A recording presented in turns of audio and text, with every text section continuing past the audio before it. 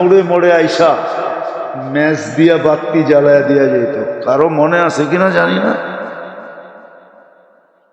বলবেন আপনি তো দেখা যায় আদম আলাইহিস সালামের জমানার, ঠিক না? এখনো তো মনে আছে সকালবেলা গাদার গাড়ি লইয়া আইতো, আরে না মহিষের গাড়ি লইয়া আইসা তারপরে প্রত্যেকের বাড়ির সামনের থেকে ডাম্পিং ডিগপুর থেকে বইড়া বইড়া লইয়া যেত। মনে হয় বোঝেন নাই, বুঝছেন কিছু? কিছুই বোঝেন নাই, করতে বুঝবেন, বুঝেন না? সুইপাররা গাদা মহিষের গাড়ি নিয়ে আইতো, গরুর গাড়ি নিয়ে আইতো, ঠিক না? দেখেন না আপনি? ওই যে আপনারা মাদ্রাসা বানাইছেন এটি তো ছিল, এটা এরকম প্রত্যেক এলাকায় ছিল। কাঁচা বাথরুম ছিল, কাঁচা কি কমু রোজার দিন ভাঙ্গা। তো কেরাসিনের বাতি না, ওই জমিদার বাড়িগুলো এখন ইট খাঁ করে। তো যেটা বুঝাইতেছিলাম, রমজান আসছিল হাজারো বৎসরের জিন্দেগি নিয়ে, বন্দেগি নিয়া, ইবাদত নিয়া, সবকিছু নিয়ে আসছিল। কতটুকু উপকৃত হলাম, কতটুক দান করলাম, কতটুক খয়রাত করলাম।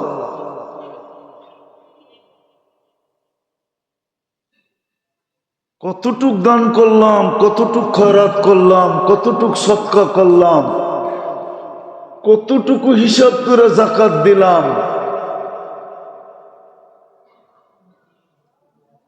দ্বিতীয় সামনে আসতেছে সদকা, সদকায় ফিতর দেওয়া উচিত আগে, কেননা এটা গরিবদের জন্য আল্লাহ রসুল নির্ধারণ করছেন। আল্লাহ রসুল ফরজ গরিবদের জন্য, রোজার পূর্ণতার জন্য ফিতর, রোজার পূর্ণতার জন্য ফিতর, যেন রোজা পরিপূর্ণ হয়।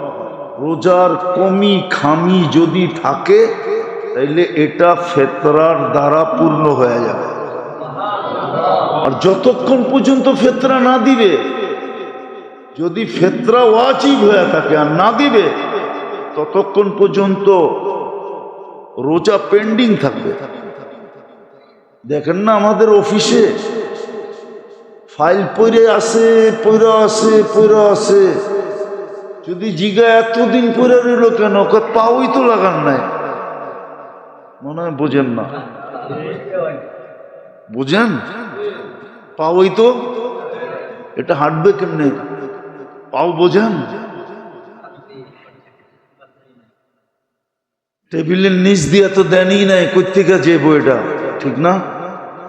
তো রোজা পেন্ডিং থাকবে, কবুল হবে না, যাবে না। কবুল তো পরের কথা, উপরে উঠবে না, এক স্তর পর্যন্ত ওইটা পেন্ডিং হয়ে যাবে, স্টপ হয়ে যাবে। এই জন্য ফিতরা সাধ্য অনুযায়ী দেওয়া চাই, মন খুলা দেওয়া চাই। আপনাকে যতটুকু সমর্থ দিছে আল্লাহ। আর আজকাল তো আগের মতো নাই যে এক গড়ের টি বাহির হইলি মহল্লা বইরা যেত, মিছিল হইতো। আগে ছিল। আপনাকে বেশি দূরে যেতে হইব না, যাবেন, আমি আপনার ঘরে পাঠায় দিই বরিশাল, যে জিজ্ঞাসা করবেন মাস্টার সাহেবের বাড়ি কোনটা। ওনার 21 জন সন্তান। কয়জন? কয়জন? কয়জন? জিগান বরিশাল যান, বরিশাল বাজারে যান, যে জিগান মাস্টার সাহেবের বাড়ি কয়জন। 21 জন যদি এক বাড়িতে বাইরে তো মিছিল না তো কি? এখন তো কোনো বাড়িতে টোকাইয়া 2টার বেশি পাওয়া যায় না, ঠিক না? সাইনবোর্ড লাগাইয়া দিছে 2-এর বেশি নিয়েন না, মায়ের স্বাস্থ্য ভাঙ্গেন না, ঠিক না? কি ঠিক না? তো স্বাস্থ্য ভাঙে না, কি হয়? কি কে জানি কি কইল? হ্যাঁ, স্বাস্থ্য ভাঙে না, স্বাস্থ্য অকেজো হয়। কি হয়? বেশি মোটা হয় তো অকেজো, ওর তো অকেজো। তো এখন তো 2-এর বেশি নাই কারো বাড়িতে, আছে নাকি? কারো তো নাই।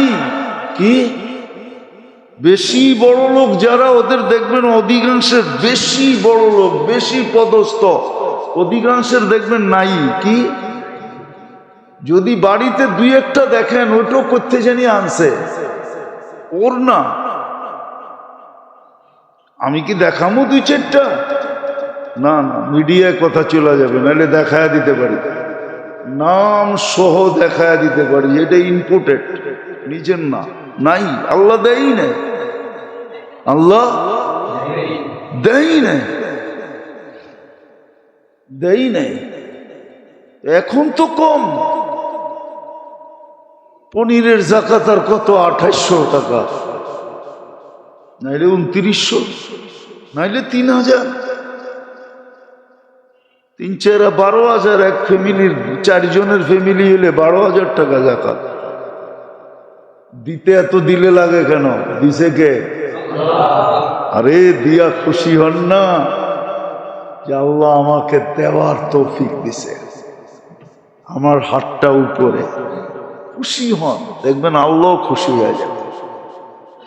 বিদেশের জায়গায় চলে আসছি, আসেন ভাবি 1000 বছরের সবকিছু নিয়ে যে রমজান আসলো, আমি কতটুকু একে দিতে পারলাম, নিতে পারলাম। বলবেন আজকে তো 27 চলে গেল, 2 দিন আছে, এখনো কেস জিতার সুযোগ আমার হাতে আছে। বলবেন এখন জিতবো কি করে? বলে প্রবাদ বাক্য আছে, কান্না দিয়া কেস জিতা। কান্না দিয়া। মহিলা দেখবেন যখন জিততে না পারে তখন কি করে? কি এই জন্যই মনে হয় প্রবাদ বাক্য আছে যে কান্দা তো জিতা লাইলা। কান্না দিয়া কি গেছে? জিতা যায়, ঠিক না? শেষমেশ কি করে? হাউমাউ করে কান্না শুরু করে। বাস আপনি টে আপনি টে বোঝেন? মনে হয় বোঝেন না, ঢাকায় শব্দ তো একবারে কবির শব্দ, এই জন্য বুঝবেন না। আপনি কান্না দেখতে দেরি, ধরাশায়ী হইতে দেরি হন না, ঠিক না? এখন উল্টা আপনি আরো গায়ে সান্ত্বনা দিতেছেন, আরে আমি তো এমনি কইছিলাম, কান্দো না, এই না, এই না, ঠিক না? এখন জিতার শুধু একটাই রাস্তা আছে, 2টা রাত্র আমাদের সামনে আছে। আজকে 28-এর রাত্র, কালকে 29-এর রাত্র, 2টা দিন আমাদের কাছে আছে। আর যদি 30 হয় তাহলে আরো একটা বেশি আছে। এখন যদি কান্নার মাধ্যমে জিততে পারি, তওবা আর কান্না, তওবা আর কান্নার মাধ্যমে যদি জিততে পারি, তওবা করতে হবে, মনের থেকে তওবা। আবার তওবার এরকম হইতে হবে যে আর যেন এটার ভঙ্গ না হয়। ভুলে হয়ে গেল, ওটা ভিন্ন কথা। মনের থেকে তওবা করা আর চোখের পানি ঝরা। যদি কান্নার মতো কাঁদতে পারি, বলবেন পানি তো আসে না, কি করব? চেষ্টা তো করে দেখছি, পানি তো আসে না। পানি তো আসে না, তাইলে মিটপুর তো বন্ধ হয়ে গেছে, ঠিক না? আর যদি খোলা থাকে তাহলে কেমিক্যাল আছে, রুমালে লাগায় আর রুমাল চোখের কাছে নিলেই পানি আইবে। যদি বাহানা চলে তাহলে এটা চলবে না কেন, ঠিক না? আল্লাহর কাছে যদি অভিনয় চলে, এটা তো আবু বকর সিদ্দিক রাদিয়াল্লাহু তাআলা জিজ্ঞাসা করছে, ইয়া রাসূলুল্লাহ, পানি না আসলে কি করব? আল্লাহর রাসূল বলছে, অভিনয় করো, কান্নার অভিনয়, এটাও আল্লাহ কবুল করবে। যদি অভিনয় কবুল করে তাহলে পেঁয়াজের কান্না কবুল করবে, যদি ওই সময় হাত উঠাইতে পারি। হাত উঠানো মনে থাকে। পেঁয়াজ কাটতে যে চোখে পানি আসে না, ওই সময় যদি কান্নার দোয়ার কথা মনে ওঠে, যে এই তো পানি আসছে, এই তো সুযোগ, হাতটা উঠায় দেই, মনে থাকলে ওইটাও কবুল হবে। হ্যাঁ, মনে থাকলে। আর যদি রুমালে কেমিক্যাল লাগায় নাকের কাছে নেন, মুখ চোখের কাছে, তাহলে ওইটাও কবুল হবে। যদি ওই সময় মনে ওঠে যে না, আমার তো কান্না আসে না, এইভাবে পানিটা আইনা কমসে কম হাত উঠায় মাপ চাই, কিন্তু ওই সময় মানুষের কাছে চাওয়া, আল্লাহর কাছে চাওয়া মনে থাকবে না, ওই সময় মনে থাকবে মানুষের কাছে চাওয়া, মানুষের মন গুলানো মনে থাকবে, আল্লাহর কাছে চাওয়া মনে থাকবে না, যদি কেমিক্যাল দিয়া হয় আর কি। এটাও কোনো পেপার কোনো বই থেকে বললাম আর কি, নাইলে বলতাম না। সন্ধান পাইছি যে কেমিক্যাল দিয়েও বলে কাঁদা যায়। হ্যাঁ, কি আপনারা জানেন নাকি? হ্যাঁ, আল্লাহর কাছে অভিনয় চলবে, অভিনয় করেন। বিদায় সুযোগ আমাদের কাছে এটাই আছে, এক কান্না, এক তওবা, নাইলে বাকি সব সুযোগ হাতছাড়া হয়ে গেছে। লাইলাতুল কদরের সুযোগ এখনো একটা সামনে আছে, 29 তারিখের রাত। কিন্তু কালকেই বলছিলাম, কিতাবের আলোকেই বলছিলাম যে গত রাত্রি লাইলাতুল কদর হওয়ার সম্ভাবনা সবচেয়ে বেশি ছিল, কেননা বেজর রাত্র ছিল, আবার জুমার রাত্রিও ছিল। যখন বেজর রাত্রি জুমার রাত্রি এক হয়, ওই দিন সবচেয়ে বেশি থাকে আশঙ্কা থাকে লাইলাতুল কদরের। আর কালকেরটা আরো বেশি আশঙ্কা জাগায়া দিছেন, বিলকুল 27 তারিখের রাত্রেই শুক্রবারের রাত্র ছিল, আর ওই রাত্রেই সারা বাংলাদেশে কোরআন খতম ছিল। তিন জিনিস আইসা গড়ায় একসাথে হয়ে গেছে, কিন্তু 29-এ এখনো আমরা আশা রাখতে পারি।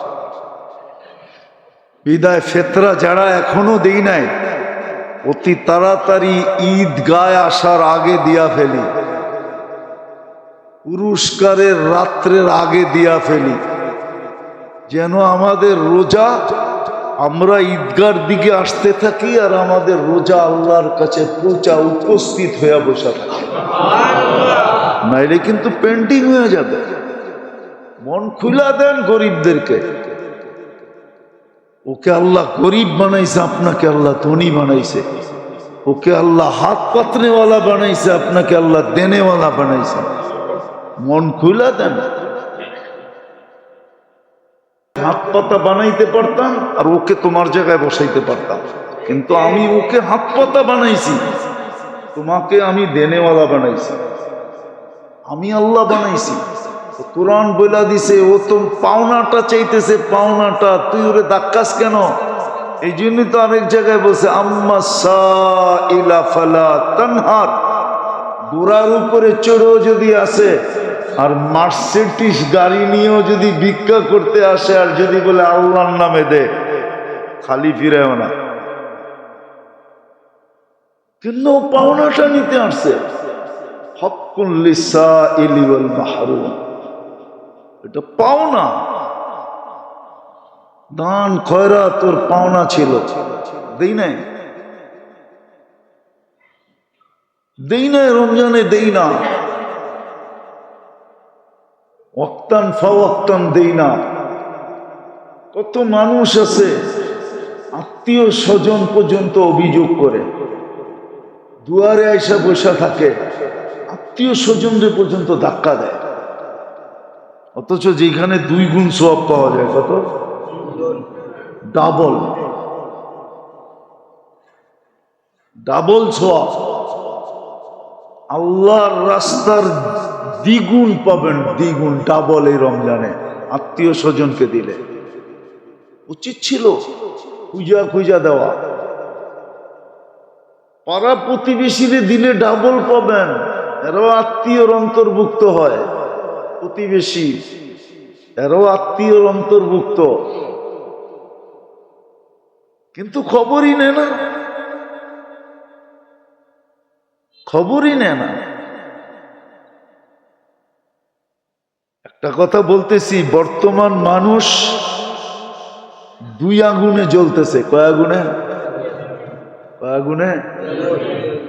দুই না, আরো একটু বেশি। মানুষ জ্বলতেছে এই কয়টা আগুনে: হিংসা, বিদ্বেষ, হিংসা, বিদ্বেষ, লোভ, লালসা, ঠিক না? পঞ্চম আরেকটা আছে, সবচেয়ে বেশি বর্তমানে ভুগতেছি আমরা, মানুষের চোখের কারণে। যদি ধনীরা আদায় করতো এটা, তাইলে কোনোদিন হিংসা বিদ্বেষ দুনিয়াতে হতো না।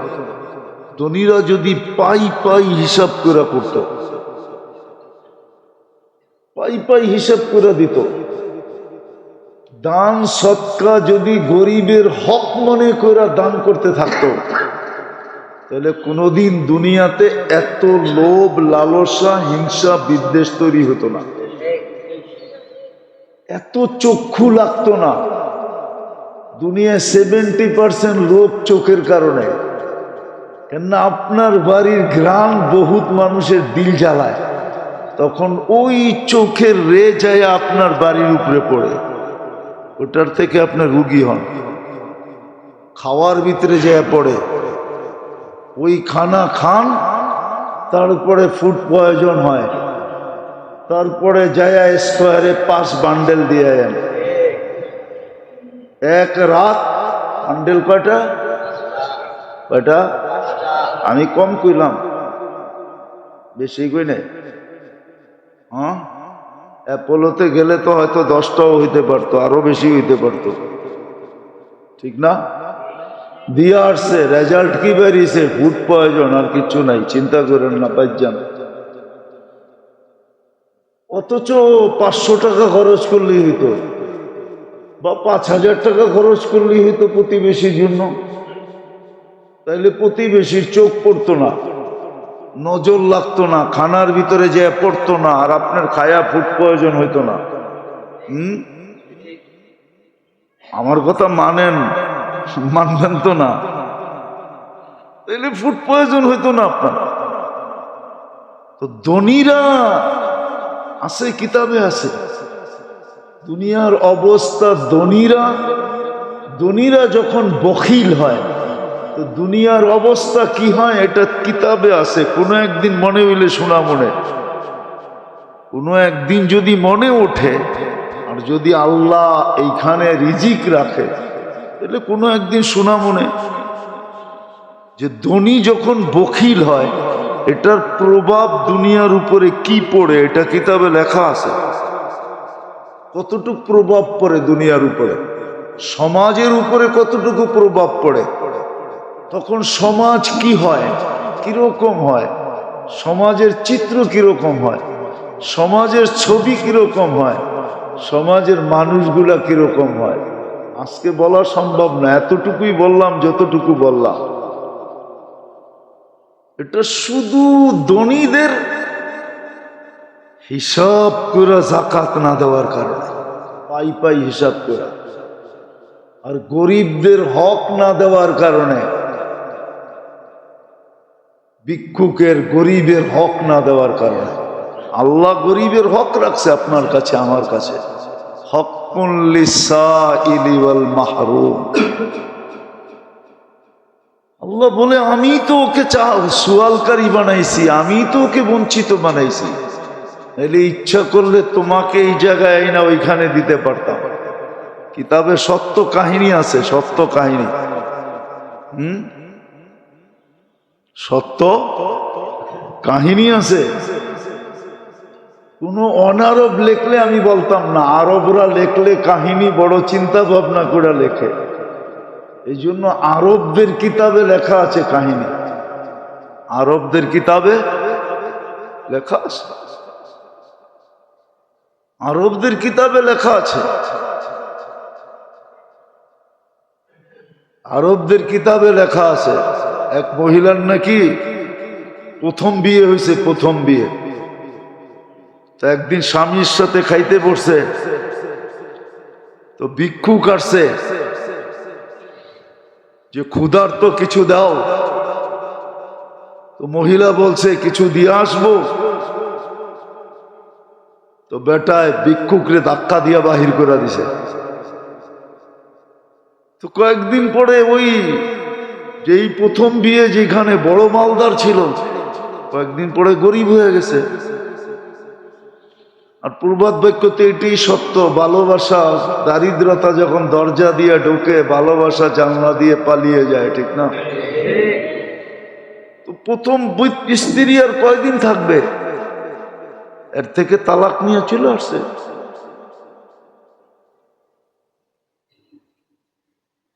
তালাক নিয়ে চলে আসছে। তো দ্বিতীয় জায়গায় যখন বিয়ে হয়েছে, ওইখানে আবার স্বামীর সাথে খাইতে বসছে, তখন ভিক্ষুক আসছে, এসে বলছে আল্লাহর জন্য কিছু দাও। স্বামী স্ত্রীকে বলছে দিয়ে আসো, আমরা যাই খাইতেছিলাম পুরাটা উঠে দিয়ে আসো, আমরা নতুন আবার হয়তো অন্য বেলা খাবো, নাহলে পাক্কুরা খাবো। আওয়াজে বোঝা যাইতেছে অনেক ক্ষুধার্ত, অনেক প্রয়োজন।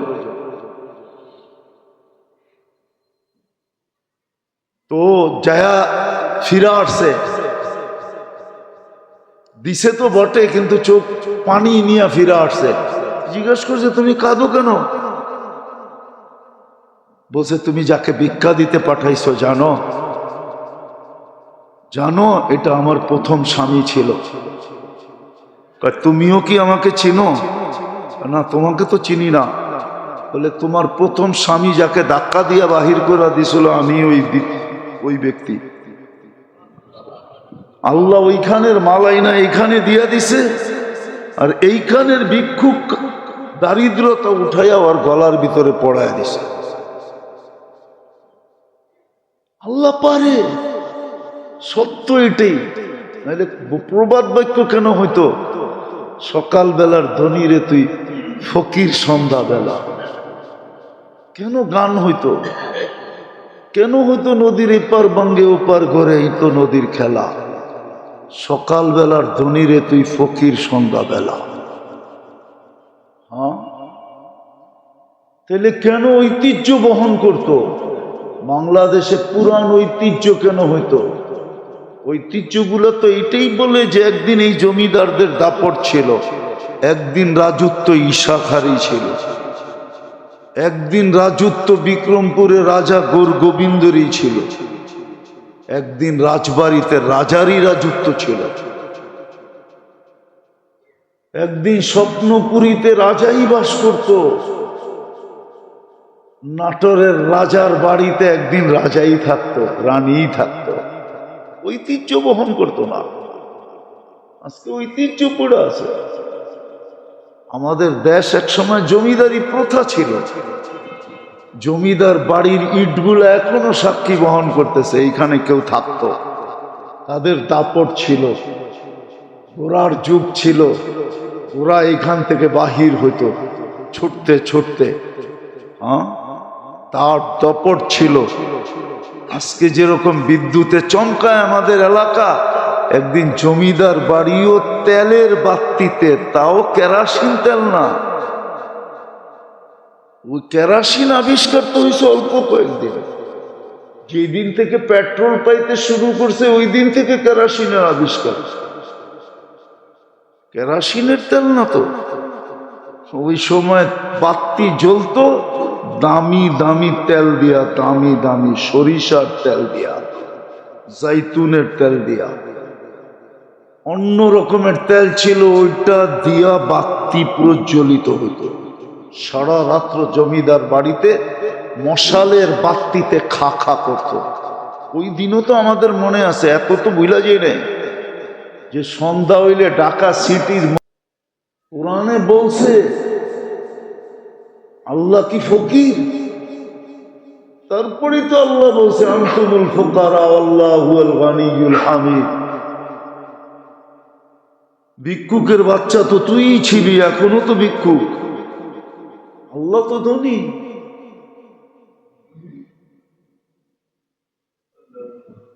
মানুষ তো অকৃতজ্ঞ।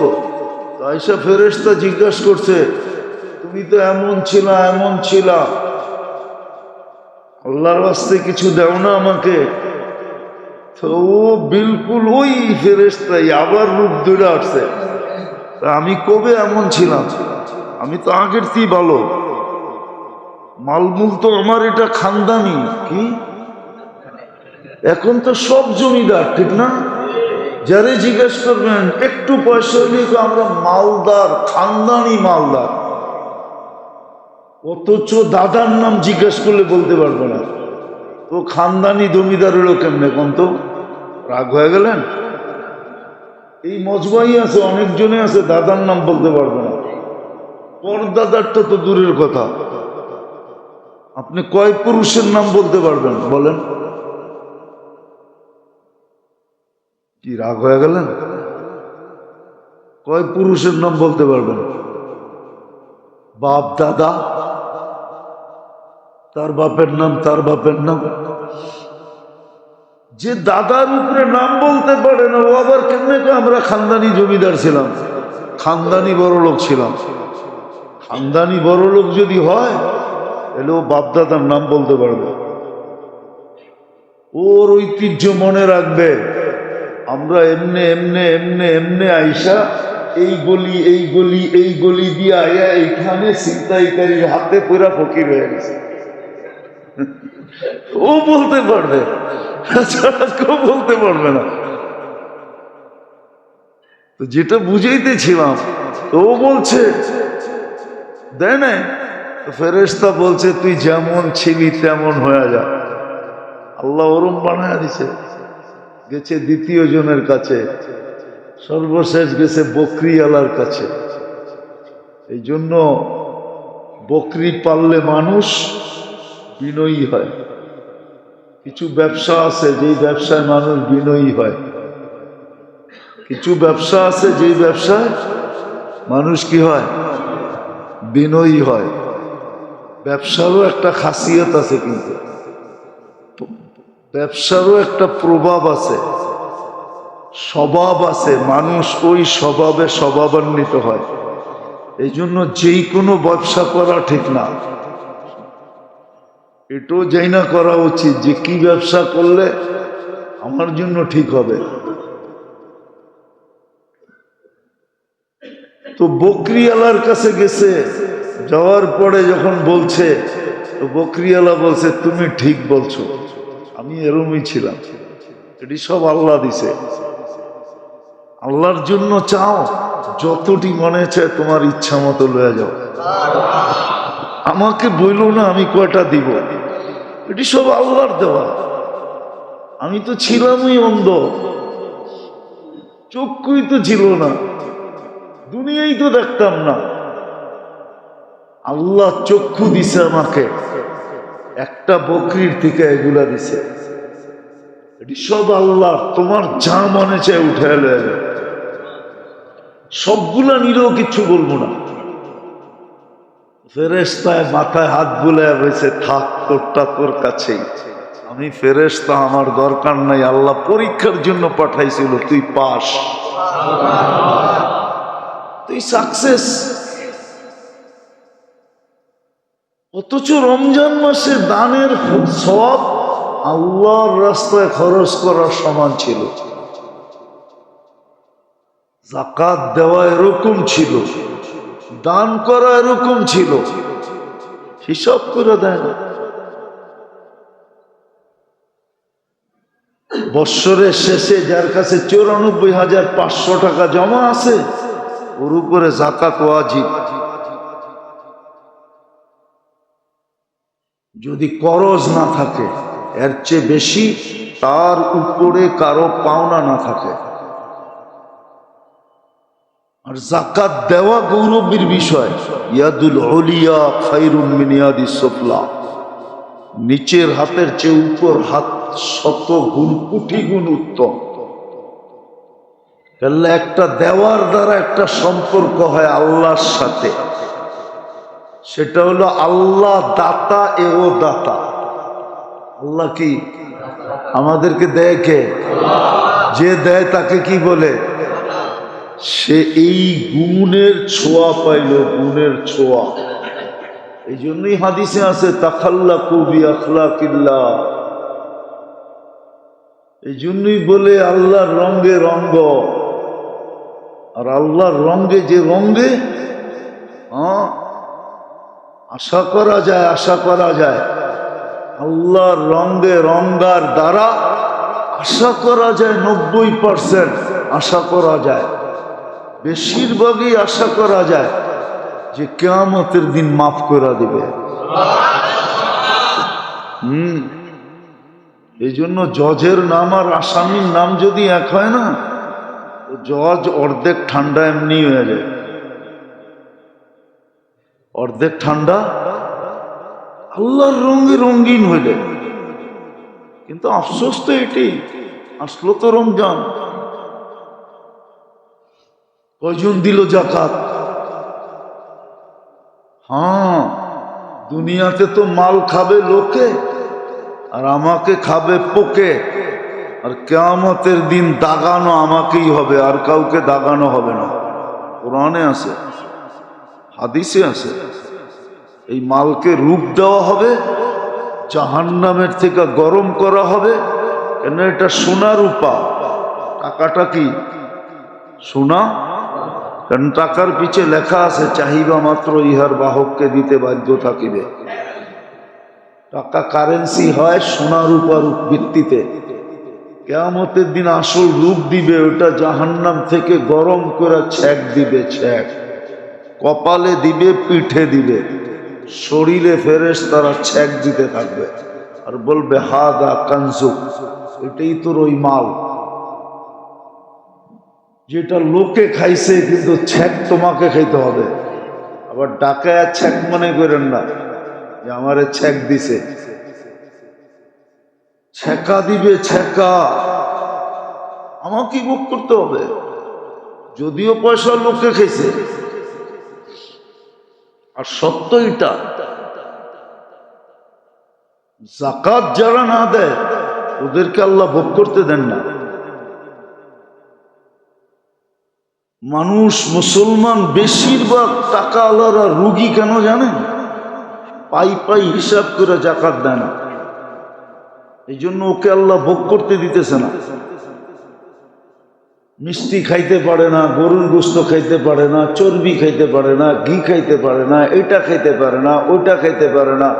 এমনকি ডাক্তাররা কেউ মশারির দিলেও খায়েন না, তাহলে আপনার ওইটা বেড়ে যাবে। কি জানি বেড়ে যায়, কি হ্যাঁ,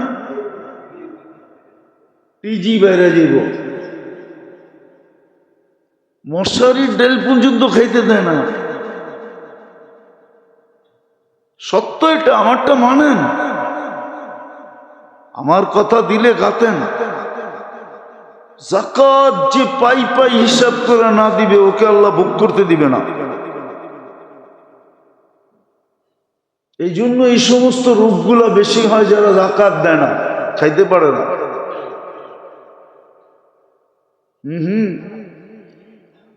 এই জন্য ডায়াবেটিস হইলে ডাক্তাররা হাসে আর বলে, প্রথম যেদিন ডায়াবেটিস ধরা পড়ে ওই দিন ডাক্তার হাসে আর বলে বড়লোক হয়ে গেছেন মনে হয়। জিজ্ঞাসা করেন আপনি, প্রথম যেদিন ডায়াবেটিস আপনার চিহ্নিত হবে ওই দিন ডাক্তার যদি আপনার লোকে ফ্রি হয় তো হাসতে হাসতে বলে দিবে বড়লোক হয়ে গেছেন মনে হয়। নাইলেই বড়লোকই রোগ আপনার হলো কেন ওই জিজ্ঞাসা করেন, ফার্মেসি আলাদা করে জিজ্ঞাসা করেন, কোনো ডাক্তার লুকায়িত থাকলে ওরে জিজ্ঞাসা করেন। ঠিকই আমারটা একমত হবে। যাকাত যে পাই পাই না দিবে ওরে আল্লাহ ভোগ করতে দিবে না, ওরে বেশি দিন শান্তিতে থাকতে দিবে না। এটাই সত্য। কামাবে, খাইতে দিবে না, বানাবে, বেশি দিন থাকতে দিবে না, জমাবে, ভোগ করতে দিবে না। ওর টাকা দিয়ে আরেকজনে ফুটানি করবে। ফুটানি বোঝেন তো? ওর টাকা দিয়ে আরেকজন ফুটানি করবে। ও তো যাকাত পাই পাই হিসাব করে দেয় নাই। ঠিক এরকম দান সৎকা খয়রাত যারা করে না, আল্লাহ কোরআনে বলে দিছে,